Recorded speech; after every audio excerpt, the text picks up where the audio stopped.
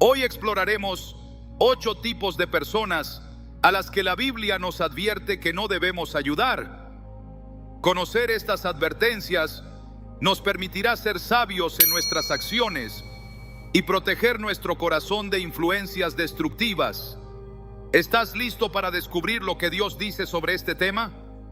La generosidad es una virtud apreciada en la Biblia, un reflejo del amor de Dios en nuestras vidas. Sin embargo, no todas las personas que piden ayuda la merecen.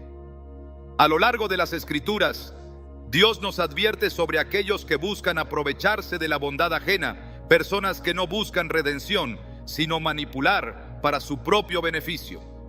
No se trata de endurecer el corazón, sino de entender que la verdadera misericordia se ejerce con sabiduría. Jesús mismo, aunque era amoroso y compasivo, no se dejaba engañar por quienes tenían intenciones ocultas. En Mateo 7:6 encontramos una advertencia clara: no den lo sagrado a los perros, ni echen sus perlas a los cerdos, no sea que las pisoteen y volviéndose los despedacen. Este versículo no es una invitación al desprecio, sino un llamado al discernimiento. No todas las personas están listas para recibir la ayuda que ofrecemos. Algunas, de hecho, la convertirán en un arma contra nosotros. Pero, ¿cómo saber cuándo estamos ayudando a alguien genuino y cuándo estamos cayendo en una trampa de manipulación? La respuesta está en la palabra de Dios.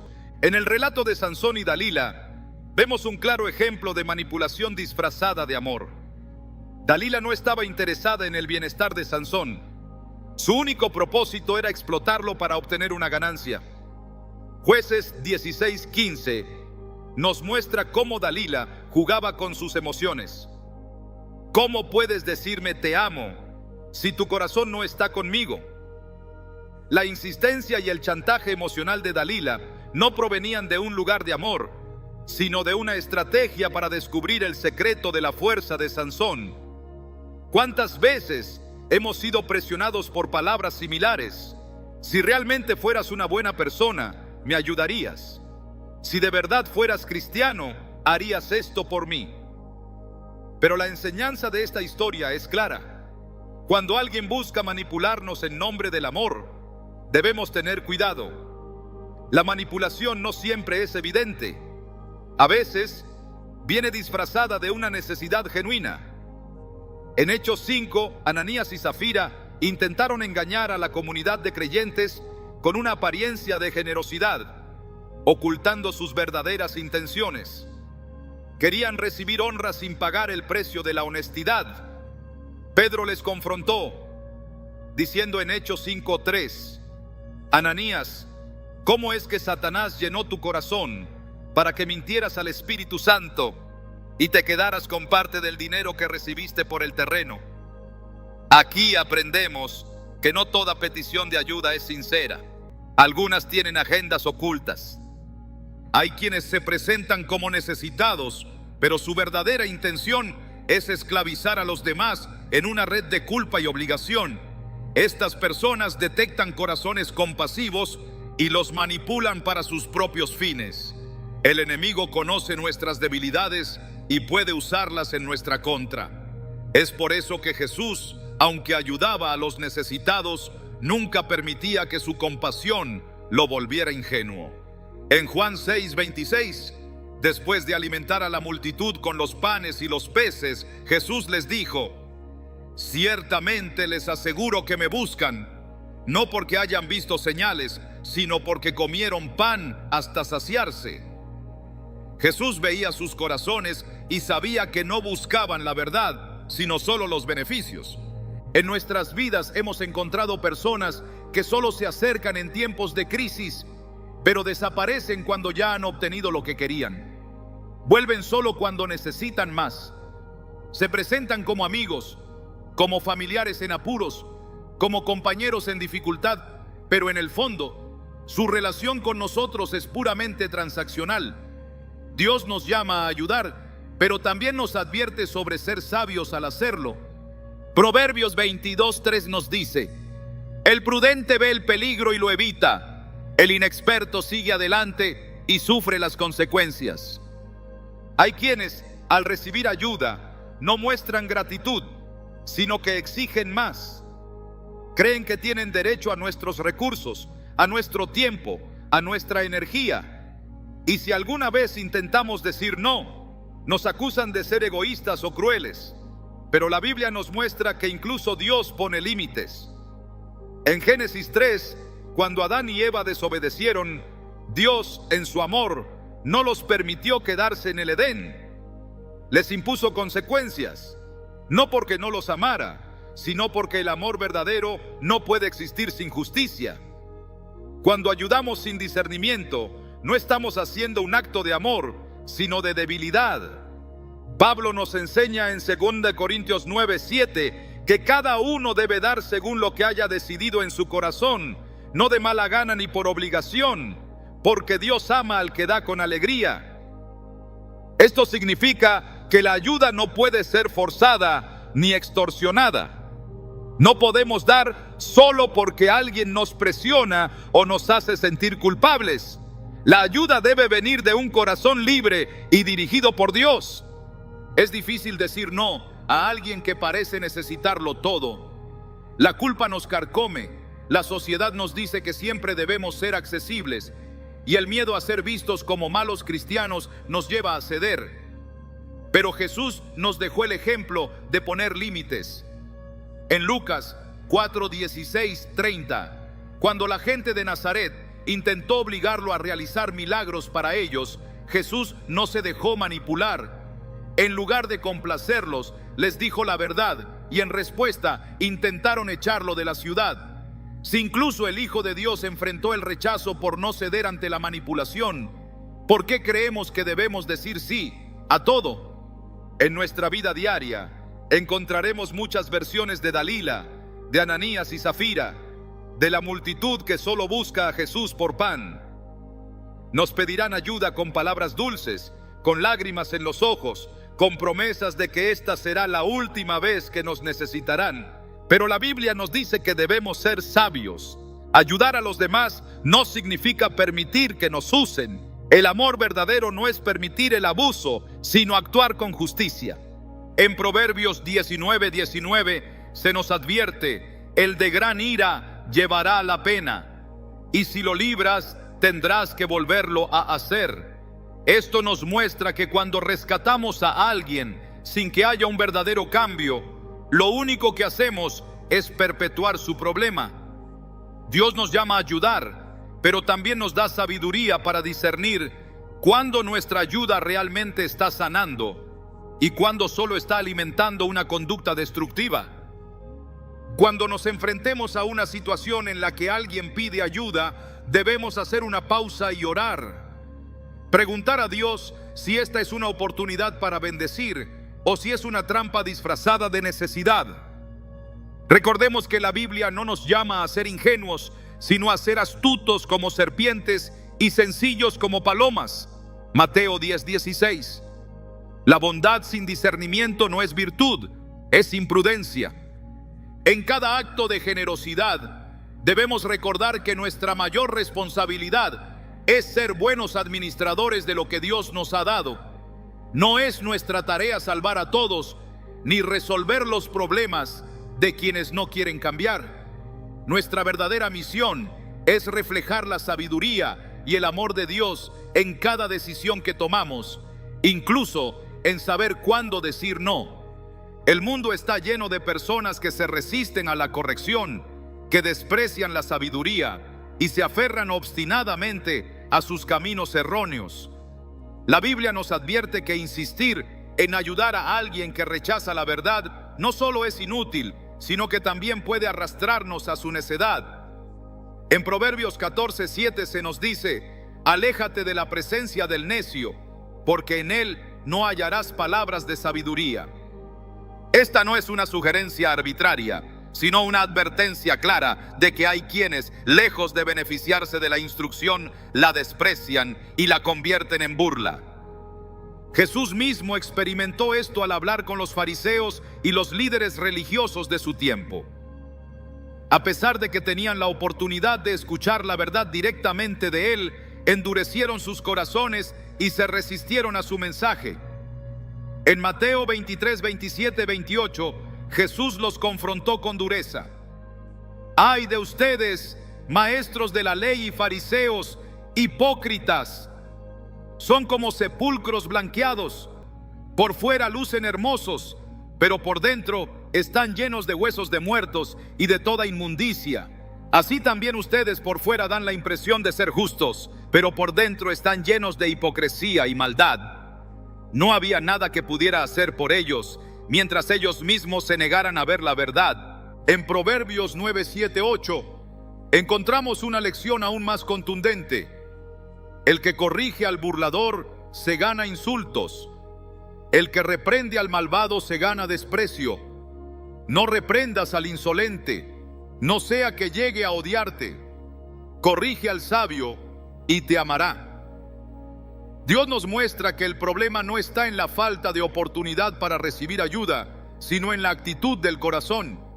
El sabio valora la corrección, pero el necio la rechaza y responde con desprecio. La historia de Faraón en el libro de Éxodo es un claro ejemplo de esta verdad. Moisés fue enviado a liberar al pueblo de Israel con señales y prodigios, pero Faraón se negó una y otra vez a escuchar la voz de Dios. A pesar de ver las plagas devastar su nación, endureció su corazón y se negó a ceder. Éxodo 8:15 nos dice: pero cuando Faraón vio que había alivio, endureció su corazón y no los escuchó, tal como el Señor lo había dicho. Dios le dio múltiples oportunidades, pero él persistió en su necedad. En lugar de humillarse y cambiar, eligió la destrucción. Pablo también nos advierte sobre estas personas en Tito 3, 10, 11. Al que cause divisiones, amonéstalo una y otra vez, y después de eso, deséchalo. Puedes estar seguro de que tal persona se ha pervertido y vive en pecado, se ha condenado a sí misma. No hay razón para insistir en corregir a quien ya ha decidido ignorar la verdad. En algún punto, lo más sabio es apartarse y permitir que las consecuencias de sus acciones sean su mayor enseñanza. En el libro de Jeremías, Dios le ordenó al profeta que dejara de interceder por el pueblo, porque su corazón estaba completamente apartado de él. Jeremías 7:16 dice: tú pues no ores por este pueblo, ni eleves por ellos clamor ni oración, ni me ruegues, porque no te escucharé. Esta es una advertencia severa. Hay quienes han tomado una decisión tan firme de rechazar a Dios que ni siquiera la intercesión puede cambiar su destino. Jesús también nos mostró que no todos están dispuestos a recibir la verdad. En Juan 6, después de que enseñó sobre el pan de vida, muchos de sus discípulos dijeron: dura es esta palabra, ¿quién puede escucharla? Juan 6:60. En lugar de suavizar su mensaje para hacer que lo aceptaran, Jesús simplemente dejó que se marcharan. Juan 6:66 dice: desde entonces muchos de sus discípulos se volvieron atrás y ya no andaban con él. No rogó que se quedaran, ni intentó convencerlos con argumentos más sencillos. Sabía que quien rechaza la verdad por decisión propia no puede ser forzado a recibirla. En el libro de Proverbios se nos repite una y otra vez la importancia de alejarnos de los necios, de aquellos que no buscan sabiduría y que desprecian la corrección. Proverbios 26:11 es una de las advertencias más gráficas. Como perro que vuelve a su vómito, así es el necio que repite su necedad. Ayudar a alguien que se niega a cambiar es como darle un consejo a quien ya ha decidido no escucharlo. En Mateo 10, cuando Jesús envió a sus discípulos a predicar, les dio una instrucción específica. Si alguien no los recibe ni escucha sus palabras, al salir de esa casa o de esa ciudad, sacudan el polvo de sus pies. Mateo 10:14. Esto no era solo un gesto simbólico, sino un recordatorio de que no todos están listos para recibir la verdad y que no es nuestra tarea insistir donde el mensaje es rechazado. El rey Acab es otro ejemplo de alguien que rechazó la corrección hasta el final. Dios le envió profetas para advertirle sobre su pecado, pero él eligió escuchar a falsos consejeros que solo le decían lo que quería oír. Cuando el profeta Micaías le dio la advertencia final de que su decisión lo llevaría a la muerte, Acab lo ignoró y siguió adelante con sus planes. En 1 Reyes 22:8, Acab dice sobre Micaías: aún hay un hombre por quien podemos consultar al Señor, pero yo lo aborrezco, porque nunca me profetiza bien, sino siempre el mal. No quería la verdad, solo quería confirmación de sus propios deseos, y al final su rebeldía le costó la vida. Pablo nos dice en Romanos 1:28 que aquellos que persistentemente rechazan la verdad terminan siendo entregados a una mente reprobada. Como no quisieron tener en cuenta a Dios, Él los entregó a una mente depravada para hacer lo que no conviene. Este es el destino de aquellos que insisten en su necedad. Llegará un punto en el que Dios los dejará seguir su camino y no habrá nada más que podamos hacer por ellos. No todos están listos para recibir ayuda. No todos valoran la corrección. No todos quieren cambiar. La Biblia nos muestra que es peligroso insistir en ayudar a alguien que ha decidido rechazar la verdad. Proverbios 13:20 nos advierte: el que anda con sabios, sabio será, mas el que se junta con necios sufrirá el daño. La compañía de los necios no solo es inútil, sino que puede llevarnos a la ruina. Jesús nos enseñó a amar, pero también nos enseñó a discernir. En Mateo 7:15-16 nos advirtió sobre aquellos que parecen ser de Dios, pero en realidad no lo son. Cuídense de los falsos profetas. Vienen a ustedes disfrazados de ovejas, pero por dentro son lobos feroces. Por sus frutos los reconocerán. No se trata de juzgar superficialmente, sino de evaluar si una persona realmente está dispuesta a recibir ayuda o si solo está arrastrándonos a su camino de destrucción.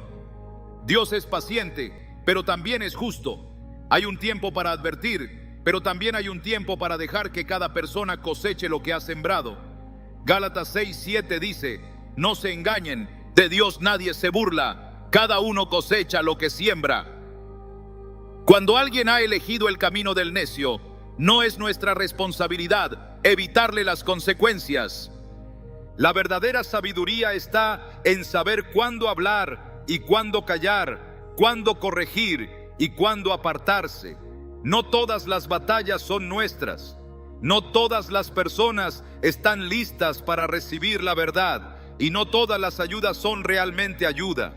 La Biblia nos guía para que actuemos con discernimiento, para que nuestras intenciones sean puras, pero nuestras acciones sean sabias. Desde el principio Dios estableció el trabajo como una parte fundamental de la vida del ser humano. En el jardín del Edén, antes de que el pecado entrara en el mundo, Adán ya tenía la responsabilidad de labrar y cuidar la tierra. Génesis 2:15 dice: tomó pues Jehová Dios al hombre y lo puso en el huerto de Edén para que lo labrara y lo guardase. El trabajo no es un castigo, sino un diseño divino para el desarrollo, la provisión y el propósito en la vida del hombre. Sin embargo, a lo largo de la historia han existido quienes rechazan este principio y prefieren depender del esfuerzo ajeno. La Biblia es clara en su advertencia sobre estas personas. Pablo, en su carta a los tesalonicenses, estableció un principio ineludible: el que no quiera trabajar, que tampoco coma. 2 Tesalonicenses 3:10. Este no es un mensaje de indiferencia ante la necesidad, sino una instrucción para evitar fomentar la pereza y la irresponsabilidad. En la iglesia primitiva, algunos creyentes esperaban ser sustentados sin hacer ningún esfuerzo, y Pablo les recordó que cada uno debía asumir su responsabilidad. El libro de Proverbios es insistente en señalar las consecuencias de la pereza. Proverbios 6:9-11 dice: perezoso, ¿hasta cuándo has de dormir? ¿Cuándo te levantarás de tu sueño? Un poco de sueño, un poco de dormitar y un poco de cruzar las manos para reposo. Así vendrá tu pobreza como caminante y tu necesidad como hombre armado. El descanso es necesario, pero cuando se convierte en un estilo de vida basado en la evasión del esfuerzo, las consecuencias son inevitables. Jesús en la parábola de los talentos mostró la diferencia entre aquellos que administran bien lo que reciben y quienes lo desperdician por negligencia. En Mateo 25:26, el Señor de la parábola le dice al siervo que no hizo nada con el talento que recibió: siervo malo y negligente. No hubo excusas ni justificaciones para su inacción. Mientras los otros habían trabajado y multiplicado lo que les fue dado, él eligió enterrarlo, temeroso y sin deseo de esforzarse. Su castigo no fue solo la pérdida del talento, sino la separación del favor de su Señor. En contraste, la Biblia exalta el esfuerzo y la diligencia. Proverbios 10:4 enseña: la mano negligente empobrece, mas la mano de los diligentes enriquece. El trabajo no solo es una fuente de sustento, sino un reflejo del carácter. Aquellos que rechazan el esfuerzo no solo enfrentan la pobreza material, sino también una vida de dependencia y frustración. La historia del hijo pródigo es otro ejemplo de la diferencia entre la diligencia y la pereza. En Lucas 15, Jesús relató cómo un joven decidió abandonar la casa de su padre y malgastar su herencia en placeres sin pensar en el futuro. Solo cuando perdió todo y se encontró en necesidad, cuidando cerdos y deseando alimentarse de su comida, entendió el valor del trabajo y la responsabilidad. Lucas 15:17 dice: y volviendo en sí dijo: ¿cuántos jornaleros en casa de mi padre tienen abundancia de pan, y yo aquí perezco de hambre? Su miseria no fue el resultado de una tragedia ajena a su control, sino de sus propias decisiones. Dios es proveedor, pero su provisión no es para quienes rehúsan hacer su parte. En Deuteronomio 28:12 se promete bendición sobre la obra de las manos. Te abrirá Jehová su buen tesoro, el cielo, para enviar la lluvia a tu tierra en su tiempo y para bendecir toda obra de tus manos. La bendición está sobre el esfuerzo, no sobre la pasividad. Los israelitas en el desierto recibieron maná del cielo, pero Dios no lo puso en sus bocas. Cada mañana debían levantarse temprano y recogerlo. Éxodo 16:4 dice: entonces Jehová dijo a Moisés: he aquí, yo os haré llover pan del cielo, y el pueblo saldrá y recogerá diariamente la porción de un día. Incluso en los momentos en que Dios provee de manera sobrenatural, siempre hay una acción que se nos requiere. El rey Salomón, reconocido por su sabiduría, habló extensamente sobre la importancia del trabajo. Proverbios 12:24 dice: la mano de los diligentes gobernará, mas la negligencia será tributaria. El esfuerzo no solo trae provisión, sino que también posiciona a las personas en lugares de autoridad. Aquellos que rehúsan trabajar terminan sujetos a quienes sí lo hacen. Jesús mismo trabajó como carpintero antes de comenzar su ministerio. No necesitaba hacerlo, pero eligió dar ejemplo de responsabilidad y esfuerzo. Marcos 6:3 dice: ¿no es este el carpintero, hijo de María? Su vida fue una demostración de que el trabajo es parte del propósito divino. En Eclesiastés 9:10 se nos da una instrucción clara: todo lo que te viniere a la mano para hacer, hazlo según tus fuerzas. Dios espera que aprovechemos las oportunidades y no las dejemos pasar por pereza o indiferencia. El apóstol Pablo no solo predicó este principio, sino que lo vivió. En Hechos 18:3 se nos dice que trabajaba como fabricante de tiendas para sustentarse. A pesar de que tenía derecho a recibir apoyo como apóstol, decidió dar ejemplo de diligencia. El rechazo al trabajo es una señal de un corazón que no quiere asumir responsabilidades. La Biblia nos muestra que el esfuerzo es una de las maneras en que Dios moldea el carácter. En Gálatas 6:7, Pablo advierte: no os engañéis, Dios no puede ser burlado, pues todo lo que el hombre sembrare, eso también segará. Quien no siembra, no puede esperar cosecha. En Nehemías 4:6 se describe la reconstrucción de los muros de Jerusalén con una frase clave: porque el pueblo tuvo ánimo para trabajar. Dios estaba con ellos, pero la obra avanzó porque ellos decidieron esforzarse. En 1 Corintios 15:58, Pablo anima a los creyentes con estas palabras: así que, hermanos míos amados, estad firmes y constantes, creciendo en la obra del Señor siempre, sabiendo que vuestro trabajo en el Señor no es en vano. El esfuerzo siempre tiene una recompensa, ya sea en esta vida o en la eternidad. Dios bendice el trabajo y espera que cada persona asuma la responsabilidad de su vida. No hay virtud en fomentar la pereza ni en permitir que otros se aprovechen del esfuerzo ajeno. Proverbios 21:25 dice: el deseo del perezoso lo mata, porque sus manos no quieren trabajar. El trabajo es una de las formas en que reflejamos la imagen de Dios. Jesús dijo en Juan 5:17: mi Padre hasta ahora trabaja y yo trabajo. Si Dios mismo trabaja, ¿cómo podríamos justificar la pereza? El hombre que rechaza el esfuerzo y espera que otros lo sustenten se está alejando del diseño divino. 1 Timoteo 5:8 lo dice con claridad: porque si alguno no provee para los suyos y mayormente para los de su casa, ha negado la fe y es peor que un incrédulo. La pereza no es una simple falta de disciplina, es una elección que trae consecuencias. Proverbios 20:4 dice: el perezoso no hará a causa del invierno, pedirá pues en la siega y no hallará. Quien no siembra en su tiempo, no cosecha cuando necesita. El principio es claro: Dios ayuda al que trabaja, bendice al que se esfuerza y fortalece al que enfrenta el desafío con diligencia.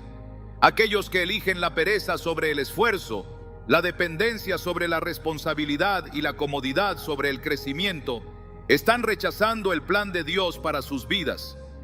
La ayuda debe ser para quienes la necesitan en verdad, no para quienes rehúsan hacer su parte. Desde el principio, Dios estableció el orden como fundamento de su creación.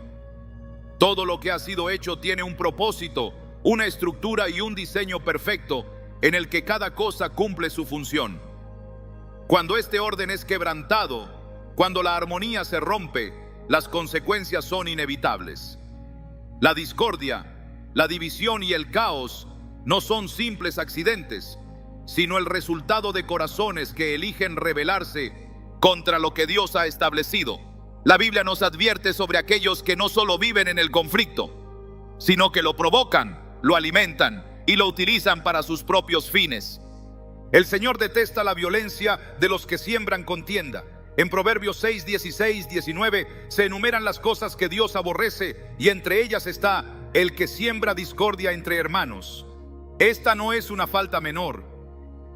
No se trata de un simple error ni de una debilidad de carácter, sino de un pecado que corrompe y destruye desde dentro.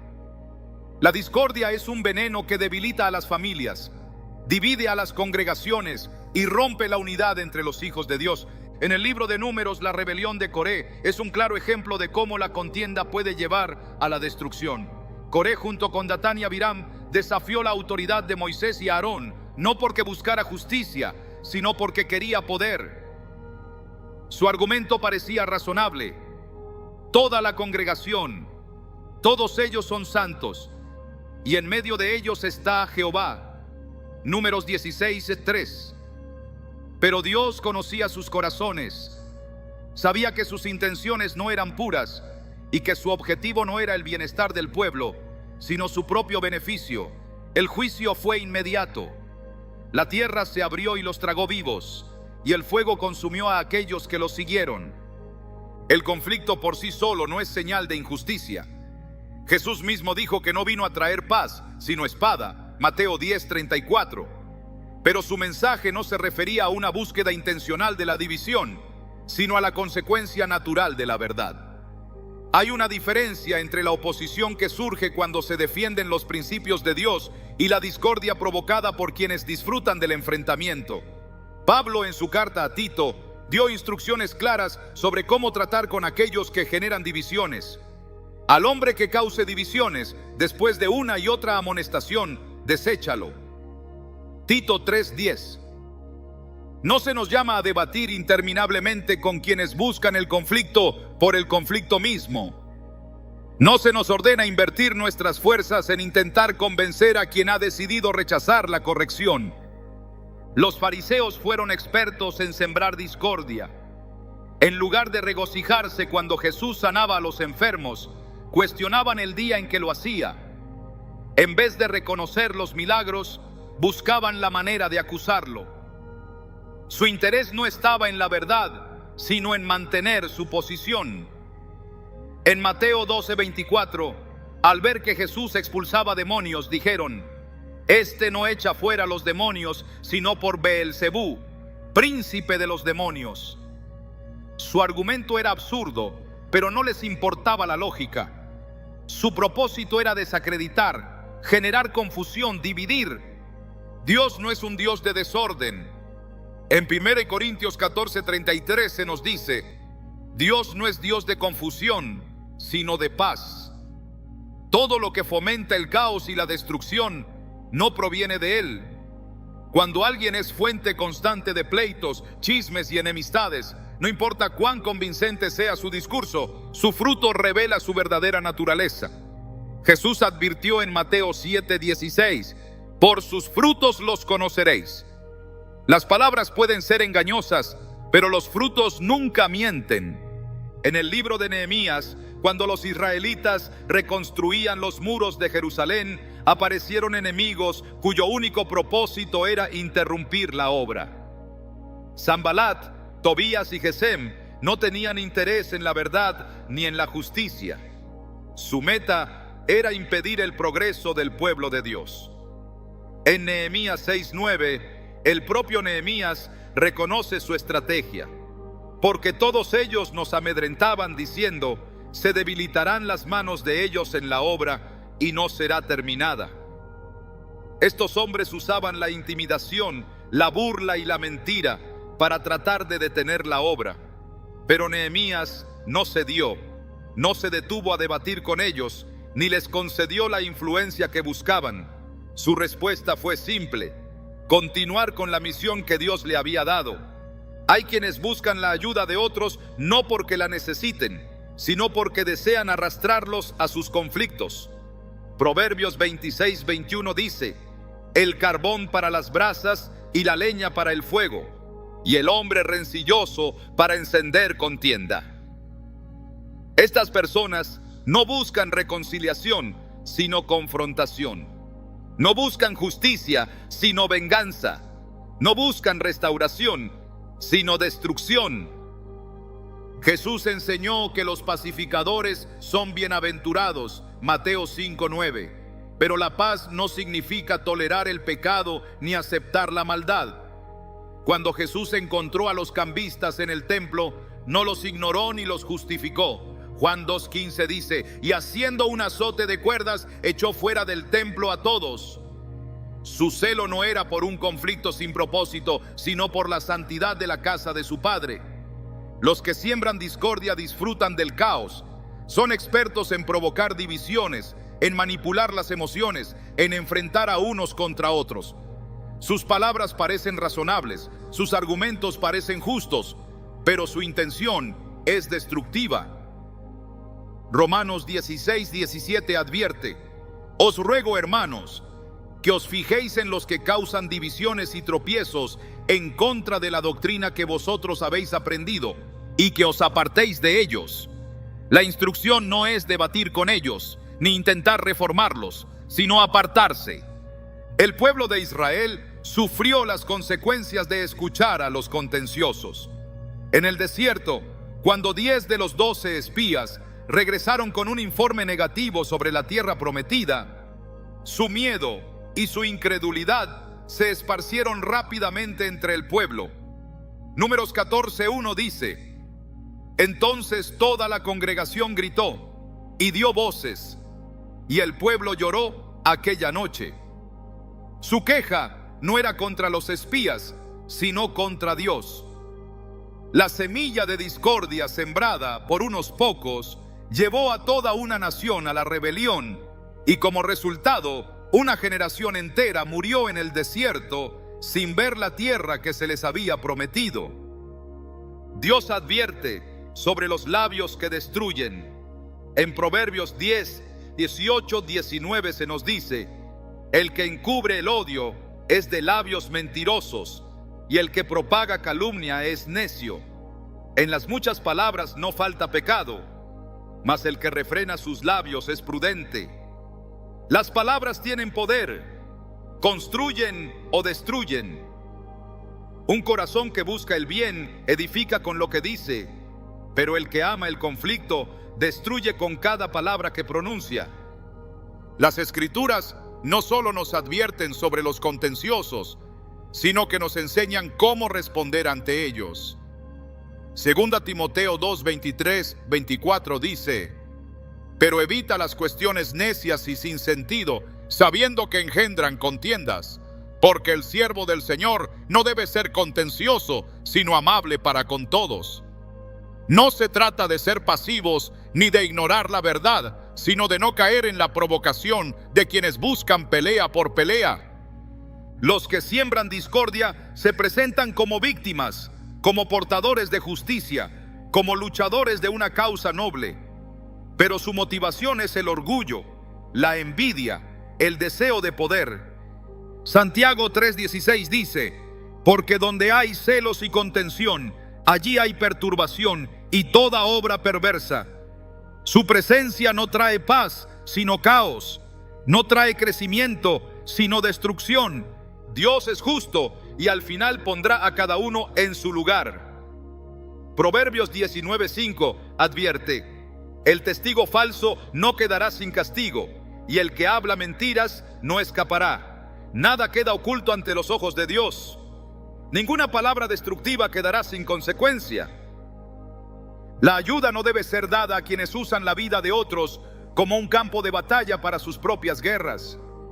La Biblia no nos llama a sostener a quienes hacen de la contienda su estilo de vida. Nos llama a buscar la paz, a edificar, a discernir. Porque donde está Dios, hay orden, hay verdad, hay justicia. Y en su justicia no hay lugar para la contienda sin propósito. Desde los tiempos antiguos, la Escritura ha dejado claro que existe una línea divisoria entre aquellos que buscan a Dios y los que lo rechazan. No es una cuestión de ignorancia o falta de oportunidad, sino de una elección deliberada de apartarse de la verdad. Dios extiende su misericordia a todos, pero no obliga a nadie a recibirla. Hay quienes han decidido endurecer su corazón, despreciar la instrucción y burlarse de la santidad.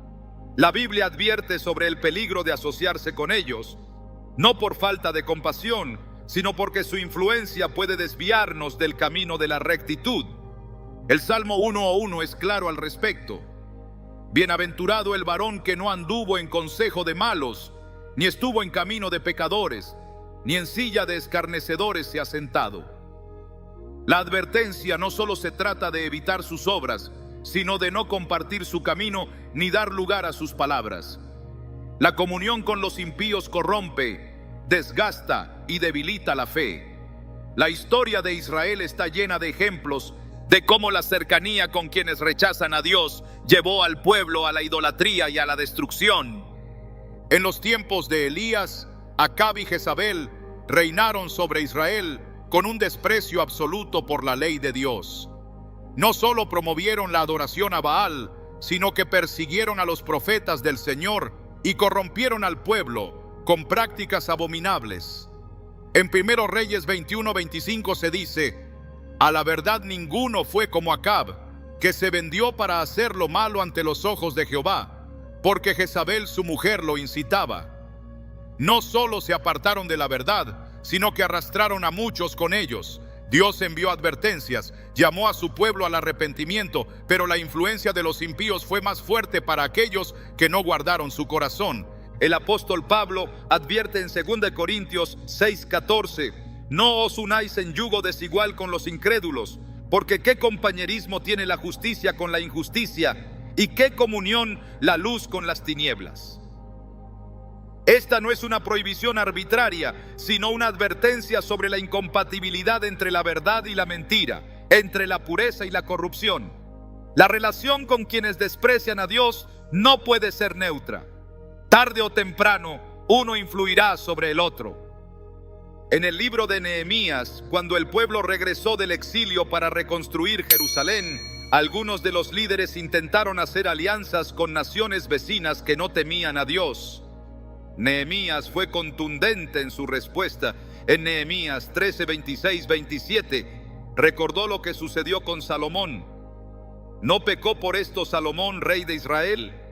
Aun a él, que era amado de su Dios, y Dios lo había puesto por rey sobre todo Israel, le hicieron pecar las mujeres extranjeras.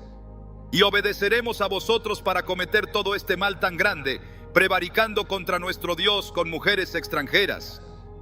La asociación con quienes rechazan la verdad no es un asunto menor. Aún el hombre más sabio de su tiempo cayó por ignorar esta advertencia. Jesús también fue claro sobre el destino de aquellos que desprecian a Dios. En Mateo 10:14 instruyó a sus discípulos: y si alguno no os recibiere, ni oyere vuestras palabras, salid de aquella casa o ciudad y sacudid el polvo de vuestros pies.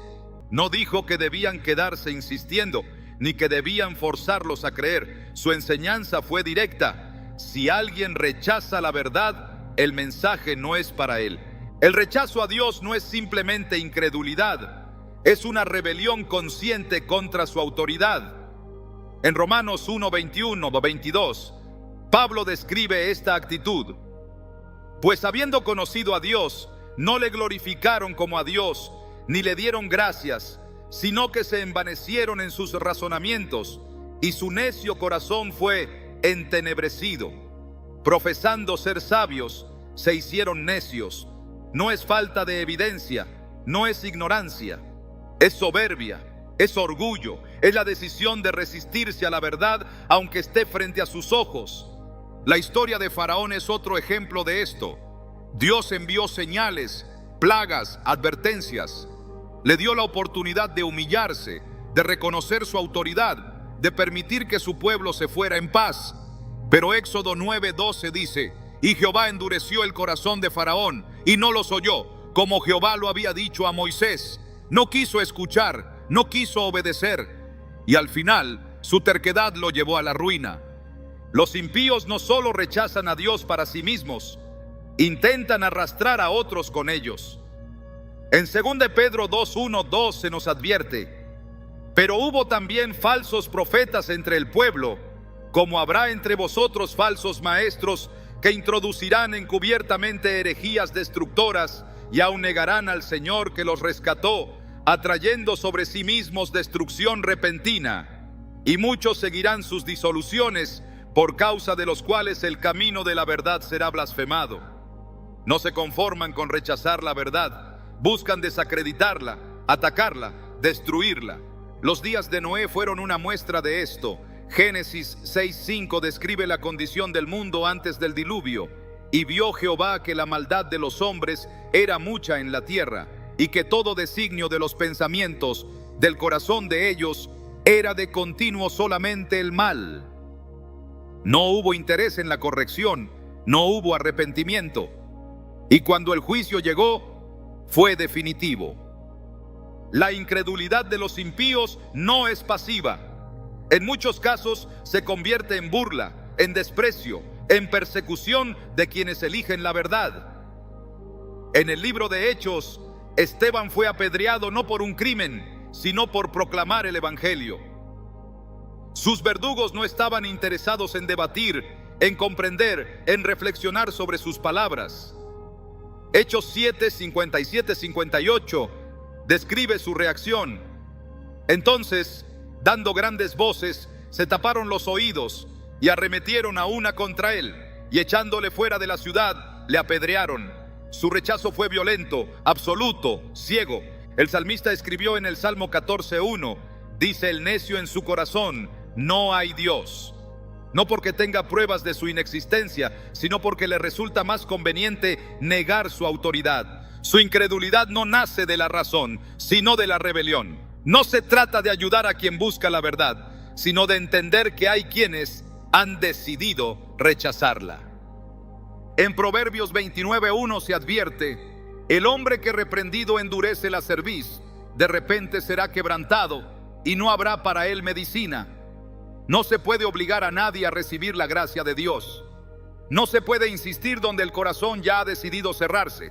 Jesús dijo en Mateo 7:6, no deis lo santo a los perros, ni echéis vuestras perlas delante de los cerdos, no sea que las pisoteen y se vuelvan y os despedacen.